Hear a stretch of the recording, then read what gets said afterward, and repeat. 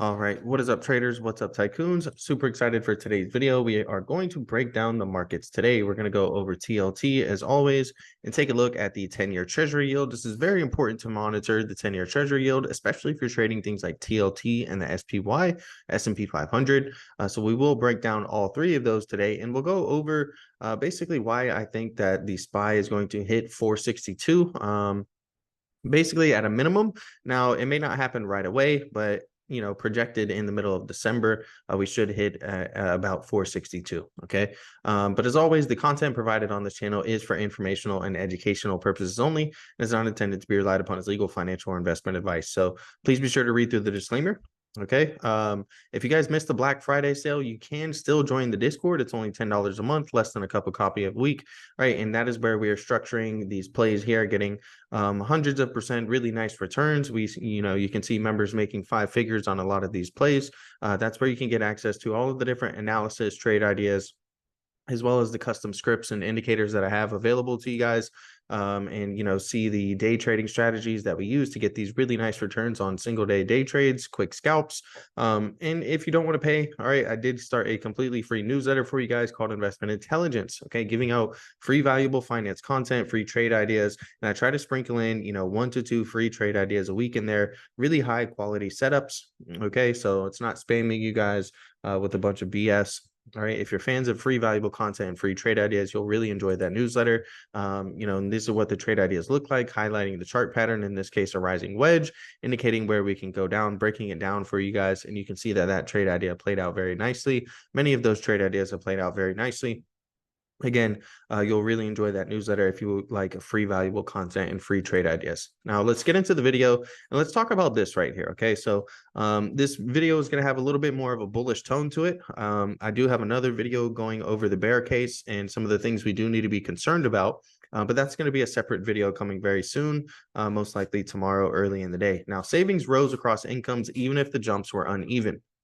So, there's a lot of worry about the consumer, and rightfully so. I mean, if we look at earnings calls happening right now, they're saying that earnings or in these earnings calls, you're seeing companies talk about the consumer trading down in a lot of areas. But one of the things that's been pushing the market up higher and been really bullish in the eyes of Wall Street has often been retail sales and the strength of the consumer throughout all of this. And so that's something, this is just a little bit of the data that's, a lot of Wall Street is using to, pump up the market as of here. Now, will this last, right? We're already starting to hear from companies and earnings that they're starting to see a change. But that change may not be priced in until later in 2024, right? For now, it's still a little bit more of the bullish narrative going on in the market. Now, another thing that has the market bullish is going to be the U.S. liquidity, all right? And so if you look at the U.S. liquidity proxy versus SPX, which the SPX is going to be in blue, that's your S&P 500, and the U.S. liquidity proxy is going to be in blue here. You can see that as liquidity is injected into the system, right, the S&P 500 tends to follow it, and as liquidity withdraws, the S&P 500 also goes down. And we're at this point here where we're seeing the liquidity proxy index go up, and we're also seeing the S&P 500 go up here as well. So when you hear people talk about liquidity and adding liquidity or withdrawing liquidity from the market, it is pretty important, and it's something that the market definitely tends to respect and has a lot of correlation with. Now, another thing that I've been mentioning for a long time here, and we just want to, kind of reiterate some of the facts in case you've missed, is the U.S. share buyback authorization announcements through November 10th have been just absolutely staggering, right? And we're still seeing $5+ billion of demand per day. Now, this is according to Goldman Sachs on its buybacks, but 95% of the S&P 500 is currently in the open window. 2023 is the third best year for authorizations on record, and November saw a huge uptick in executions of these buybacks. Another thing that has been a little bit of a tailwind for the market has also been the dollar. Okay, the dollar has been dropping, and the dollar faces the worst monthly decline in 1 year. So the greenback strength is losing steam on Fed rate cut bets, right? And you can see that very clearly here on this very nice bar chart from Bloomberg. We're going over the dollar spot index monthly change. And if we were to take a look, right, at just a simple chart of the S&P 500 and the dollar, right? So we've got the S&P 500 here on top, and then we've got the US dollar index Dixie here on the bottom. And we can see that as the stock market is declining here, we see that the dollar is rising, and it's not really a coincidence that the US dollar index peaked in October of 2022 when the US stock market also bottomed in October of 2022. And from there, we saw a sharp decline in the US dollar and a very sharp incline in the S&P 500. And then in the summer, we kind of bottomed out here on the dollar and topped out here on the market. And we started to see a decline in stocks and a rise in the dollar. But since then, the dollar has actually started to roll back over again and is in a downtrend now. Meanwhile, the S&P 500 is back in that uptrend. So you do want to pay attention to the dollar. Oftentimes, it can be a headwind or tailwind for the U.S. stock market. And if the dollar is dropping, oftentimes you'll see that that's positive. That's a positive for the stock market. Now, the change in S&P 500 year-over-year earnings is another thing that's been kind of boosting the narrative right now. And if you take a look, in 2022, we were seeing a decline, right? So, this is Q1, Q2, Q3, Q4 was actually negative, okay? Q1 2023 was negative as well, but we're starting to see a little bit of an incline. In Q3 2023, we're actually back in positive. So you can see the shift, right? You can see very clearly the shift. We go from negative, right? A negative trend to a positive trend right here. So it's very obvious that stocks are going to be, going up along with this shift in year-over-year earnings. Now, this is a chart here of U.S. corporate profits, okay, and then the S&P 500. We have corporate profits on top, which actually just wrote about this about a week ago in one of last week's newsletters. But it was a little bit of a separate topic. But in this case, we're looking at corporate profits, and then we're looking at the S&P 500. And, so what do we see here? Well, we see the 2022 to 2023 earnings recession. Big deal, right? We see that, there is that contraction and that compression and that little bit of a downtrend here in corporate profits, right? So corporate profits finally did start to tick down, and we paid for it, guys. We already paid for it. If you take a look here, the stock market was pricing these things in ahead of time. Remember, people always talk about the stock market being forward looking, and look at where the stock market was at this time, right? It actually went on a further decline through this period. And then as they started to go down, the stock market was actually starting to go up, pricing in this period here where we're starting to see them flatlining, right? So, the market paid for it ahead of time, right, as corporate earnings dropped. And now that corporate earnings are kind of flatlining and potentially going to be heading back up, we see stock markets rallying ahead of it. Okay. If we move on and we take a look at the holiday kickoff, ecom leads weekend strength. All right. And there's lots of, e-commerce stocks, that you can look at, but Amazon has been one that is really going to be a big beneficiary of it. They have a lot of partnerships with a lot of these apps now to where people can actually just buy things directly through the apps, straight through Amazon, straight through the app, eliminating any type of process, and making it quicker and easier for the consumer to just go ahead and buy that, right? Rather than having to leave the app, open another app. They're really just trying to streamline that process. Now it seems like every year we're getting, record Black Friday sales. That's probably going to keep continuing, and we're going to keep seeing record Cyber Week, Cyber Monday, Black Friday sales as people continue to spend more and more money. But this is something that also is, what we were kind of talking about in the beginning of the video, where people are saying, hey, the consumer still seems strong right now. Yeah, they are trading down a little bit in some areas, as we're seeing from corporate earnings. But when you look at some of the economic data, okay, and so economists aren't necessarily reading, Wall Street earnings reports. When you look at some of the economic data, it's showing that, hey, the consumer is still strong right now. Now, will that last forever? We don't know, but that's one of the things, again, driving that bullish narrative. Now, this is what we were kind of just talking about. Cyber Monday online sales hit new record on big discounts. And so what we mean by this is that, it's not like the prices were much higher than they were last year or a couple years ago. We actually saw significant discounts, from a lot of these companies. And a lot of companies were telling you that, hey, we're actually doing larger discounts than we normally do, but they're still were able to hit and create new online sales records. Now, here's TLT for us, okay? And TLT has been, pretty bullish. All right. If we just quickly glance at the 10-year treasury, we can see that the 10-year treasury has been in a strong downtrend. The yield, that is the 10-year treasury yield, TNX, has been in a strong downtrend throughout this period. And as a result, TLT has been in a strong uptrend, right? That's the very basics of it. Okay. As TLT goes down, you're going to see treasury yields and interest yields, go up. Okay. And so what's happening right now is we've had a very strong move to the upside indicated by this trend line here. And we just want to be a little bit cautious. Okay. We're not saying that TLT has to crash and go back to new lows. But what we are noting is that, hey, we've tested the trend line a couple times here, over here, here, and we're back at it again. And we do want to be a little bit cautious here because the MACD is very close to curling over and getting potentially a bearish crossover to the downside. We can see last time when we got the MACD crossover to the downside, TLT ended up having a pretty significant move to the downside.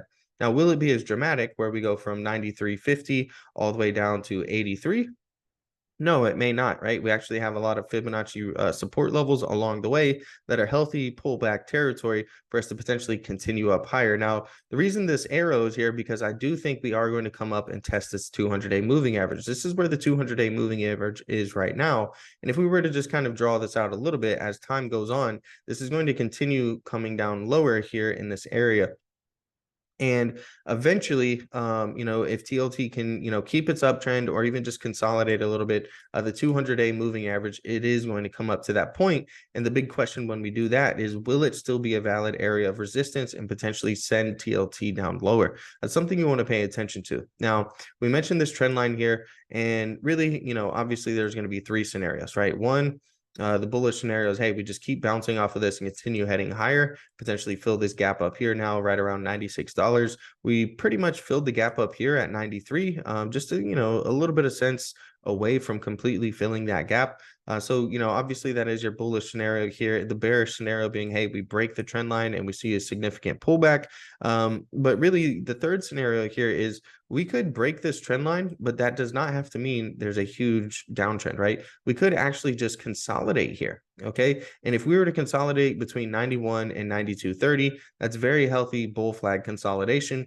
Even if we were to drop all the way down to the 38.2% retracement level, which is 88.79, again, that also is healthy bull flag, consolidation to potentially continue heading up higher.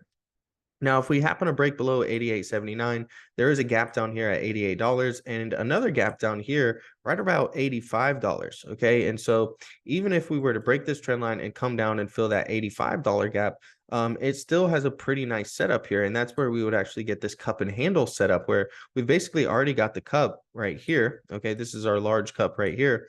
And if we were to break this trend line and get some type of a pullback, 85.46, basically $85 within that area is where you would look for some support for the potential handle of this large cup right here. And at which point, if we break through the highs, then again, we would be heading up towards that $96 area. So, lots of things to watch, lots of things to monitor. I do want to mention that not only are we very close to breaking this trend line here, but if we look down at our RSI, one of the things from a technical standpoint that really fueled this rally here was a term known as bullish divergence, where we have a low, and a lower low. So continuing to make lower lows on price, but then we had a low, a higher low, and a higher low again on the RSI. So here the RSI is in an uptrend making higher lows while price action is making lower lows. That's a bullish divergence. It's an indicator you could see some bullish activity. And what did we get? Well, we got a bullish pop. Then we put in a little bit of a cup and handle right there and got a strong fire up to the upside afterwards. So, be mindful of this trend line. It has been an area of support. If we break this, if we get a MACD crossover and we break this trend line, then I would say at least one, if not two, of the gap fills are some very realistic expectations. But that doesn't mean that it's the end of the world for TLT. You just kind of want to prepare yourself for some of the possible scenarios and know what it is to look for. And when we look at TNX, okay, TNX has been appearing to do the bullish thesis for TLT. So initially here, okay, we were looking for a pullback at this area after topping out what seemed to be wave 5 of 3 and expecting a pullback. And we were wondering, were we going to get a bounce here at the bottom of this trend line? Because you can see we have this very bullish structure that we've been trading in, or were we going to get a look below and fail? okay, or a breakdown, retest, and push lower. And you can see it appears that we got the breakdown, retest, and now we're pushing lower. So 4.187 is ultimately going to be one of the targets, along with 4.128 to the downside for TNX, right? If we can continue this breakdown or retest, push lower, those are going to be some of the areas where there's going to be lots of support. The 200-day moving average is also going to be ticking up at this period and will be very closely aligned with those levels. So just like TLT is coming up on its 200-day moving average as an area of resistance potentially, TNX is going to be coming up along that area as a potential area of support. So you do want to pay attention over the coming weeks and in the more shorter term. Now, just as TLT had a bullish divergence, remember, TNX is going to look like the inverse. It had a bearish divergence where we're making higher highs at this point, and we're actually making lower highs on the RSI.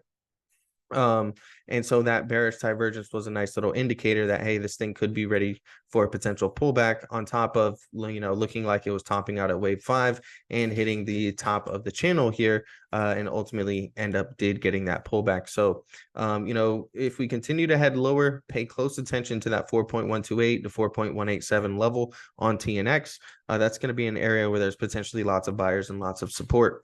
Now the SPY, if we look at the S&P 500 ETF, one of the reasons why I say that I think it come up to 462 is because of some data that I've shared in previous videos. But basically, right here on the last CPI report day, what happened was 90% of all stocks in the New York Stock Exchange were green and closed the day green, positive. Now, anytime that has happened, historically 30 days from then, the market has been on average 3% higher. Okay, and so 3% higher from this point is going to put us right around that 462 price level. Now, it may overshoot, it may undershoot this level, but on average, the stock market is going to return, the S&P 500, in fact, is going to return about 3%.